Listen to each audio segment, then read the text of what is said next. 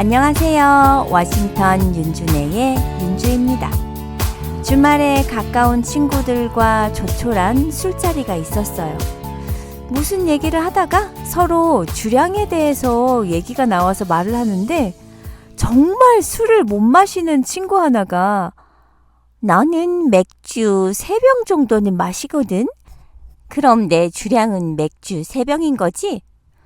어머, 얘가 무슨 소리야. 너 맥주 3병 마시면 거의 했던 말 또 하는 수준 되는데 우리가 볼 때 너 주량은 맥주 1병에서 1병 반이야. 아니야, 나 3병까지는 마셔. 한 친구는 자신이 계속 맥주 3병까지는 거뜬히 마신다고 얘기를 했지만 우리가 아는 그 친구는 술이 센 친구가 아니었거든요. 맥주 1캔 정도 마시면 이미 얼굴은 빨개지고 2캔째 시작하면 방금 한 말도 잊어버리는 그런 친구였어요. 야, 근데 주량 세면 뭐하냐? 어릴 때야 주량 센 게 자랑이었지만 나이 들어서 술 잘 마신다고 하면 누가 아이고 좋겠어요 하면서 부러워하냐? 맞아. 그런데 주량은 얼만큼 마시면 취하는지 그게 주량이 아니라 취하기 전까지 마실 수 있는 양이 주량이지. 그렇게 따지면 내 주량은 양주 한 5잔이게? 주량이 어떻게 되세요? 저는 앞서 말씀드린 대로 양주 5잔이면 만취이니까 양주 2잔? 그리고 자주 마시는 레드와인 반병? 맥주는 2캔 정도가 제 주량이에요. 주량은 개인이 술을 즐길 수 있는 한계치를 말해요. 표준 국어 대사전은 주량을 마시고 견딜 정도의 술의 분량이라고 정의하고 흔히 행동이 흐트러지지 않고 숙취를 경험하지 않을 정도로 마실 수 있는 양을 뜻해요. 그 외에도 필름이 끊길 때까지 마실 수 있는 술의 양 혹은 여유 있게 마실 수 있는 술의 양을 말하기도 하는 등 사람마다 정의하는 주량의 정의가 약간씩 다르기도 하지만요. 술이 술을 마시는 단계에서 마시는 술은 나의 주량이 아닌 거죠. 술은 마실수록 는다고 하는데 정말 마실수록 잘 마시게 될까요? 그냥 속설이라고 넘기기에는 본인이 주량이 늘어난 증인이라고 나서는 사람들도 있고 실제로 그런 것 같기도 하고요. 저도 한 달 이렇게 술을 안 마시다 보면 와인 한 잔에도 술이 확 오르는 것이 주량이 줄은 것 같네? 라고 생각이 되거든요. 주량을 알코올을 분해하는 능력이 돼 몸이 마실 수 있는 술의 양이라고 정의한다면 술을 많이 마신다고 주량이 느는 것은 절대 아니라고 합니다. 알코올을 마시면 위에서 20%, 소장에서 80%를 흡수해 혈중 알코올 농도가 2시간 이내 절정으로 올라가게 되는데요. 이후 알코올은 간에 도달해 ADH에 의해 아세트알데하이드라는 물질로 분해가 되어 아세트알데하이드는 다시 ALDH에 의해 아세트산과 물로 분해된 뒤 소변으로 배출되죠. 이 아세트알데하이드는 알코올보다 10배에서 30배 더 독성이 강해서 분해되지 않고 체내에 남아있으면 얼굴이 붉어지거나 속이 메스꺼워지는 등의 증상이 유발이 돼요. 다시 말해 주량은 아세트알데하이드를 분해하는 ALDH가 얼마나 많으냐에 따라 정해지는 것이지만 ALDH는 술을 많이 마신다고 활성이 증가하지는 않는데요. 오히려 술을 많이 마셔 간이 손상되면 알코올 분해 능력이 떨어져서 주량이 줄어드는 악순환이 지속될 수 있겠죠. 그렇다면 왜 술을 많이 마셨더니 주량이 늘었다고 주장하는 사람이 많은 걸까요? 알코올에 대한 내성이 증가했기 때문이에요. 신체에는 그대로 무리가 가지만 뇌의 알코올에 대한 내성이 증가해서 똑같은 양의 술을 마셔도 이전보다 덜 취했다고 착각하는 것이죠. 주량을 결정하는 데엔 선천적으로 정해지는 ALDH 양이 크게 작용하는데 우리나라 사람들은 유전적으로 ALDH가 부족하다고 하네요. 전체 국민의 절반은 ALDH가 없는 것으로 알려져 있고 주량이 늘어났단 착각으로 술을 마시는 속도와 양이 늘어난 채 과음을 반복적으로 할 경우 알코올 의존증으로 이어질 수 있어서 주의해야 합니다. 하지만 우리가 확실히 느끼는 건 그날 컨디션이 좋다고 느껴지면 주량도 늘어나는 듯해요. 키야, 오늘 술이 다네, 달어. 이런 날 아주 위험한 날이죠. 쪽쪽 붙네 그냥. 이런 날이요. 사람마다 그리고 같은 사람이라도 환경과 상황에 따라서 주량은 달라질 수 있어요.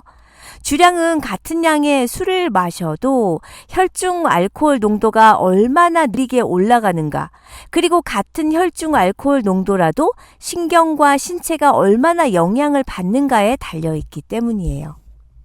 주량에 영향을 주는 요소들을 한번 살펴볼까요? 먼저 간의 알코올 분해 능력에 따라 주량에 영향을 줍니다. 간의 해독작용이 활발하게 진행이 돼서 체내로 흡수되는 알코올을 빠르게 분해할 수 있다면 혈중 알코올 농도가 쉽게 올라가지 않아요. 반대로 간의 기능이 저하되었거나 질병이 있다면 소량의 알코올도 치명적일 수 있죠.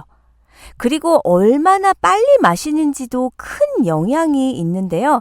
원샷 건배! 이런 속도로 마시면 훅 갑니다. 술을 천천히 마신다면 섭취한 알코올의 대부분을 간이 계속 분해하기 때문에 주량 자체가 크게 증가할 수는 있는데요. 반대로 굉장히 빠른 페이스로 마시다 보면 원래 알고 있던 주량보다 한참 덜 마셨음에도 훅 갈 수 있는 거죠. 또 보유하고 있는 혈액량이 적으면 적은 양의 알코올을 섭취해도 혈중 알코올 농도가 쉽게 올라가요. 헌혈한 당일엔 금주해야 하는 이유가 이것 때문이에요. 혈액량은 체구의 크기에 비례하기 때문에 성인 남성에 비해 체구가 작은 청소년이나 여성은 같은 양의 술을 마셔도 쉽게 취하는 겁니다. 알코올에 무딘 체질도 있어요. 신경계가 알코올의 진정작용에 저항하는 능력이 강하면 혈중 알코올 농도가 올라가도 취기를 잘 느끼지 못한대요. 체질상 알코올이 체내막을 쉽게 투과하지 못하거나 소화기관에서 혈관으로 흡수되는 알코올량 자체가 낮다면 주량이 세지는 거죠. 주량을 결정짓는 건 그날의 컨디션이 아주 커요. 전날 수면을 제대로 취하지 못했거나 감기 등의 질병에 걸린 상태라면 적은 양의 술로도 쉽게 정신이 피로해질 수 있죠. 그리고 같은 양의 알코올을 섭취하더라도 식사 여부에 따라 주량에 큰 차이가 날 수 있는데요. 이건 아마 이미 알고 계실 거예요. 빈속에 섭취할 경우 알코올이 체내에 흡수되는 속도가 훨씬 빠르기 때문에 취하는 속도가 빨라지게 돼요. 뱃속에 음식물이 있을 경우에는 음식물과 함께 흡수되기 때문에 알코올이 상대적으로 느리게 흡수가 됩니다. 때문에 취하는 속도가 더 느려지고 따라서 간이 알코올을 해독할 시간이 주어지는 것이죠.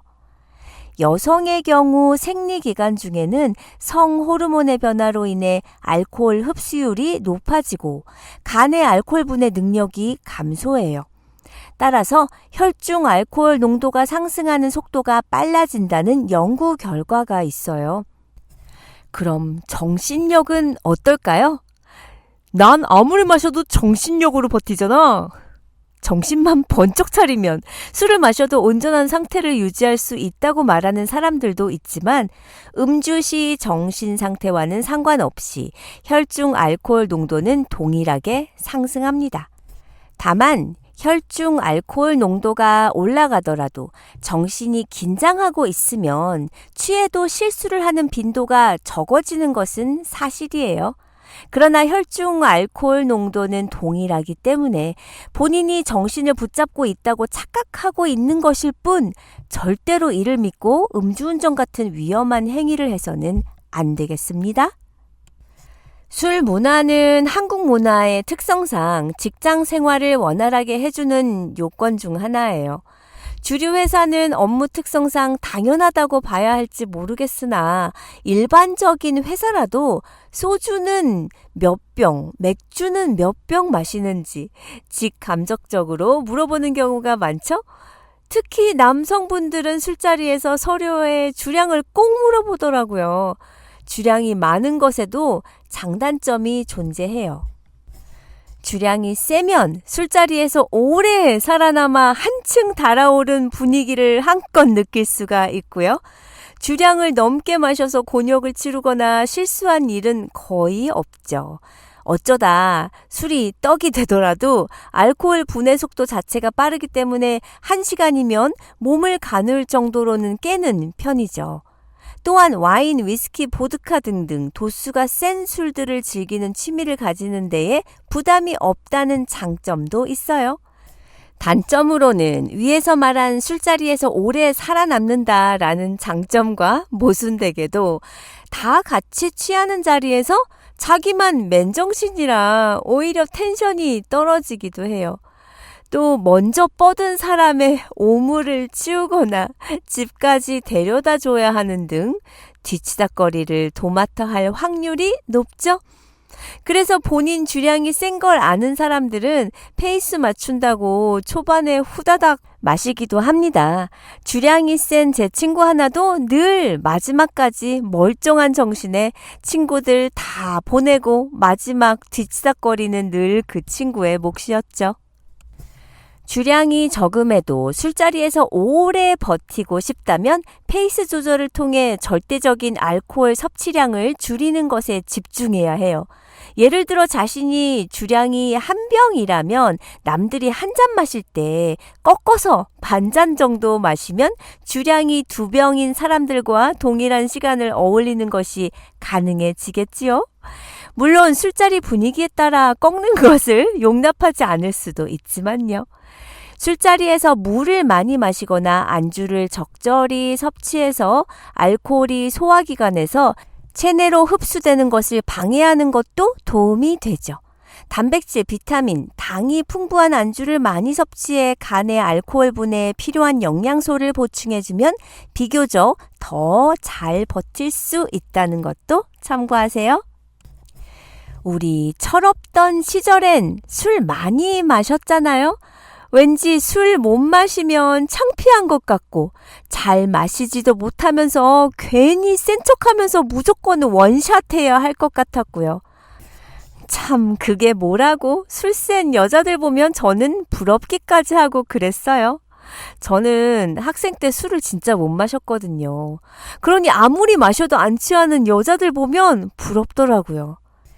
한국의 술 문화 자체가 술을 마시는 사람으로 하여금 늘 그런 분위기를 조성했잖아요. 술은 잘 마셔야 멋진 거고 못 마시면 잘 마시는 척이라도 해야 하는? 한국은 주량이 센 걸 자랑하죠. 술 좋아하는 한국은 일찍부터 술을 많이 마시는 것이 그 사람의 남성다움과 강함을 상징하는 것으로 인식되어서 사나이가 서로의 주량을 자랑하는 음주 문화로 발달한 것 같아요. 게다가 이 주량을 밝히는 과정에 기가 죽기 싫어서 대부분 자신의 키를 몇 센티 높이듯 주량을 높여서 이야기하고 술자리에서 그것을 증명하려 하고요. 가끔 TV 토크쇼에서 무용담이나 일화를 소개할 때 술이 센 연예인이 누구누구라고 하면서 언급하고 미화해서 이 방송을 본 시청자가 주량 자랑이 문제다라고 질타하기도 하죠. 주량은 그다지 자랑할 일이 아닌데 술이 센 걸 자랑하는 문화가 되었는지 모르겠어요. 그러니 술을 못 마시는 저 같은 사람은 못 마시면 창피한 일이라고까지 생각을 했었던 거죠. 보통 대한민국 남자의 평균 주량은 소주 한 병에서 한 병 반, 여자의 경우는 소주 반 병에서 한 병 정도라네요. 여성들은 실제로 소주 반 병에 해당하는 3-4잔인 경우가 많고요. 한 병을 다 마시고도 술을 마신 티가 나지 않는다면 엄연히 잘 마시는 편이에요. 단순히 몸무게의 차이에 의한 간의 크기 차이뿐만 아니라 여성은 남성보다 알코올을 분해하는 디하이드로제네이즈라는 효소가 더 적고 같은 몸무게의 남성보다 근육량이 적기 때문에 혈류량이 적어요.